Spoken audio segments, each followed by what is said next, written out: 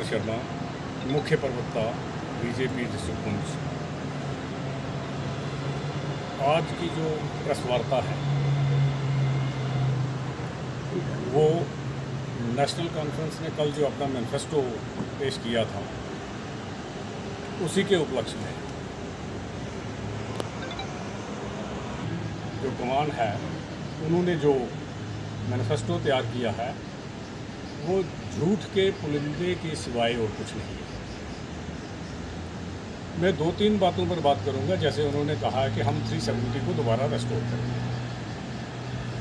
मैं national conference के leader Omar Abdullah जी या फारूक अब्दुल्ला जी या उनके जो एलाइज हैं सारे, उनसे मैं एक हाथ जोड़ के विनती करता हूँ भाई लोगों को और बेवकूफ़ मत बनाइए।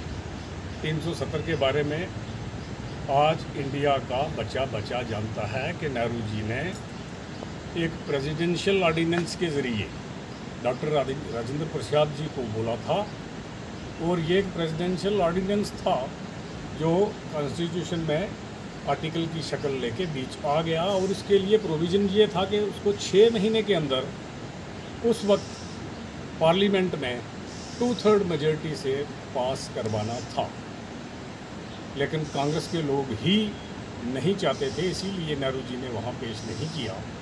लेकिन बात दबा दी गई। 6 महीने के बाद इसकी वैलिडिटी ख़त्म थी, लेकिन फिर भी इसको साथ घसीटते घसीटते 70 साल तक चला गए और भारत के तमाम लोगों को और पर्टिकुलरली जम्मू कश्मीर के लोगों को बेवकूफ़ बनाया। अगर इस आर्टिकल को हटाया गया, ऑल्दो पार्लियामेंट में मेजॉरिटी से हटा दिया गया, इसे प्रेसिडेंशियल ऑर्डिनेंस से भी हटाया जा सकता था। ये कोई बड़ी चीज़ थी नहीं, ये टेम्परेरी चीज़ थी। तो इसलिए अब्दुल्ला फैमिली से मेरी गुजारिश है कि देखिए, जम्मू कश्मीर के लोग आप बाशऊर हैं, जानते हैं सब कुछ। आप कुछ वक्त के लिए लोगों को बेवकूफ़ बना सकते हैं, लेकिन हमेशा के लिए नहीं। अब जम्मू कश्मीर के लोग बेवकूफ़ बनने वाले नहीं हैं। दूसरी बात इन्होंने कही है जॉब पैकेज। जॉब पैकेज जिस तरह से ये बोल रहे हैं, मेरा पीछे वाला रिकॉर्ड जो एजुकेशन डिपार्टमेंट का है वहीं से मैं सर्विस करके इधर आया हूँ। हमारी स्टेट में सबसे बड़ा डिपार्टमेंट एजुकेशन का है जो 70% से ऊपर नौकरियाँ देता है। इंडस्ट्रियल स्टेट नहीं है हमारी। अगर आपने 70% वाला जो ब्लॉक है एजुकेशन डिपार्टमेंट, उसमें ऑलरेडी ओवरक्राउडिंग की हुई है। जो रिटायर होते हैं, जो सरप्लस लगे हैं, RET कैडर था या कुछ भी था, वो पोस्टें फिलअप हो रही हैं। और मैं बीच का आदमी हूँ, मैं जानता हूँ कि 2020-31 तक एजुकेशन डिपार्टमेंट में रिक्रूटमेंट करना ही मुश्किल है। पोस्ट है ही नहीं, ऑलरेडी सरप्लस है। मैं नेशनल कॉन्फ्रेंस के दोस्तों से यही गुजारिश करता हूँ कि भाई एक झूठ बोलते हो कि बार बार झूठ मत बोलिएगा। लोग सभी जानते हैं। अगर कुछ नई चीज़ करना चाहते हो तो वो बताओ, ऐसे काम नहीं चलता। एक और चीज़ उन्होंने कहा कि स्टेटहुड, भाई स्टेटहुड आपके हक में तो आपके दायरा इख्तियार में है तो नहीं, ये सेंटर का अफेयर है। सेंटर अगर प्लीज़ होगा हमसे, वो सेटिस्फाइड होंगे कि ये यूनियन टेरिटरी अब स्टेट डिज़र्व करती है तो वो हमें मिल जाएगा। अगर नहीं लगता तो नहीं मिलेगा।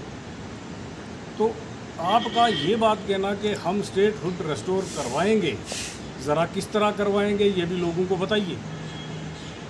इसलिए मेरी गुजारिश है उनसे कि भाई इस तरह की जो जिसको हवाइयाँ बोलते हैं ये बातें मत कीजिए, क्योंकि ये 70 या 60 के दशक के पीछे वाला जो है तो ये वो वाला ज़माना नहीं है।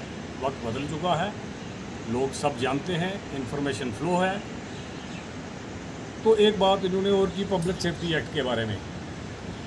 देखिए, पब्लिक सेफ्टी एक्ट है या कुछ है, ये सब सेंटर के अफेयर्स होते हैं। पब्लिक को सेफ्टी चाहिए, उसको देखकर सेंटर पॉलिसीज़ बनाते हैं कि हमारे लोगों की सुरक्षा कैसे की जाए। जो नेगेटिव एलिमेंट्स हैं हमारे समाज में, उनको कैसे डील किया जाए। तो ये बड़े हसास मामले होते हैं, इन पर कोई भी पॉलिसी फ्रेम होती है उसमें सेंटर का दखल होता है, इन्हें ऐसे नहीं बोलना चाहिए। इस तरह से उन्होंने काफ़ी अपने मैनिफेस्टो में रखा है। कुछ और पॉइंट्स भी हैं, मेरे बाकी साथी भी हैं, वो भी बात करेंगे। तो कल नेशनल कॉन्फ्रेंस के एक्टिंग प्रेसिडेंट उमर अब्दुल्ला साहब ने श्रीनगर में की, उसी के उपलक्ष्य में यहाँ पर हमने प्रेस कॉन्फ्रेंस रखी है। तो उन्होंने जो भी प्रेस कॉन्फ्रेंस में बातें कही हैं, मैं समझता हूँ कि 100% झूठ हैं और किसी बात पर भी सदाकत पर नहीं है। हमारी बीजेपी गवर्नमेंट ने जो भी स्कीमें पिछले 2014 के इलेक्शन के बाद जब बीजेपी पावर में आई और उन्होंने जो स्कीमें लॉन्च की हैं जम्मू कश्मीर के लोगों के लिए, उन्हीं को उन्होंने रिपीट किया है और कोई नई चीज़ उसमें नहीं है। तो मैं जो 12 पॉइंट उन्होंने निकाले हैं उनका एक एक करके आपको जवाब दूंगा। तो सबसे पहले मैं समझता हूं कि जो उन्होंने कल ये बात कही कि हम अगर पावर में आएंगे तो शेड्यूल्ड ट्राइब स्टेटस जो पार्टियों को मिला है उसको हम ख़त्म कर देंगे। उसके उपलक्ष्य में आपको मैं कहना चाहता हूँ कि आगा सईद रूल्ला का ये ट्वीट है, इसको आप मैं आपको इसकी कापी भी भेजूँगा, हार्ड कापी, और उसमें लिखा है कि हम रिजर्वेशन जो पॉलिसी है इसको रिवोक करेंगे और जो है पार्टी को जो रिजर्वेशन मिली है 10% इसको ख़त्म करेंगे। तो मैं बड़े अफसोस के साथ ये आज बात आपके सामने रखना चाहता हूँ और मैं ये क्लियर कर देना चाहता हूँ कि पिछले 3-4 इलेक्शन जो नेशनल कॉन्फ्रेंस ने जीते हैं वो सिर्फ़ और सिर्फ पहाड़ियों को बेवकूफ़ बनाकर उन्होंने जीते। 1996 में जम्मू कश्मीर की असम्बली के अंदर 76 MLA ने एक रेजोल्यूशन पास किया था। इस वक्त नेशनल कॉन्फ्रेंस की गवर्नमेंट थी और उन्होंने कहा था कि पहाड़ियों को शेड्यूल ट्राइब दिया जाए।